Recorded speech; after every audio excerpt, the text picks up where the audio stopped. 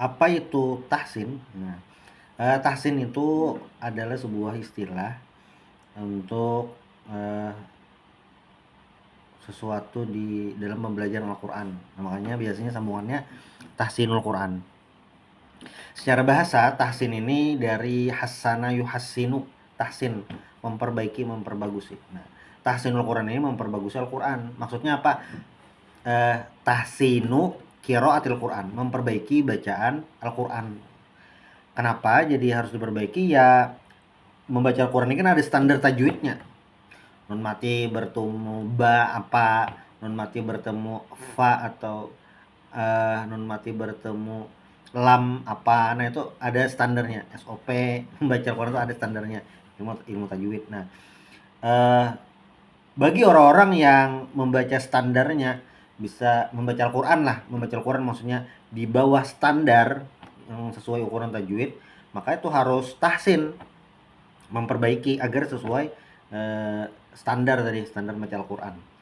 Kenapa harus bisa baca Al-Quran? Ya jelas lah, karena Al-Quran itu kan pedoman umat Islam. Nah, eh, mengenai tahsin ini, walaupun memperbaiki Al-Quran bahasanya, sebenarnya ini untuk semua kalangan, baik dari anak-anak sampai orang dewasa seperti itu. Bahkan tahsin ini bisa jadi lebih dominan ke orang dewasa tuh, karena kadang orang dewasa itu waktu belajar tidak seperti anak-anak. Anak-anak tuh kan ada TK-TPA atau tempat mengaji lah itu. Nah, yang dewasa ini bisa jadi tempat mengajinya itu ya entah tidak tempat atau apalah, faktor pekerjaan macam-macam. Nah, bisa jadi orang tua itu yang bobohan sudah sepuh-sepuh itu ya lebih perlu tahsin tadi, memperbaiki atau murojaah kembali, mengulang lagi pelajaran-pelajaran mereka tentang qiraatul Quran, membaca Quran. Nah, eh, tahsin ini untuk anak-anak tuh sebenarnya guru-guru Al-Quran, ustazah tuh bisa jadi mereka sudah melakukannya setiap hari itu.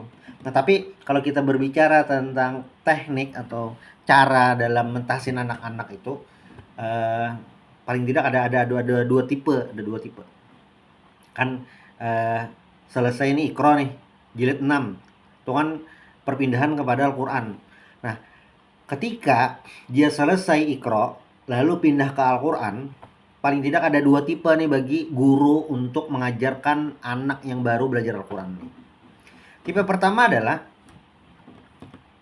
ketika anak ini awal dia masuk ke Al-Quran, maka menggenjotnya dengan semaksimal mungkin ya. Artinya membacanya tuh berhimmat, panjang pendeknya dihimati, membaca hurufnya sampai jelas benar, muntung dihimati benar tuh.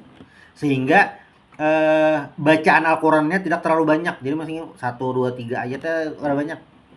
Karena apa tadi, hurufnya dihimati. Misalnya ibarat 100% tuh mungkin ya tahsinnya itu 70-80%. Nah, mengajinya itu aja paling 20-30%. Makanya ayatnya didikiti, cara membacanya dihimati. Itu cara pertama. Cara yang kedua, bisa juga. Ini kan pilihan atau cara lah.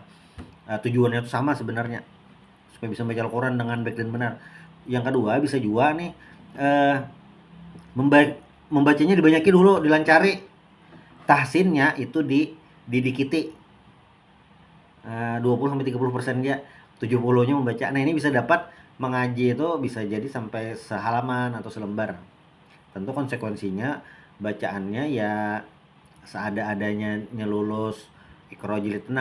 Nah, ini pada awalnya masuk Al-Quran kayak itu cara mentahsinnya. Nah, bisa jadi ini bisa berubah.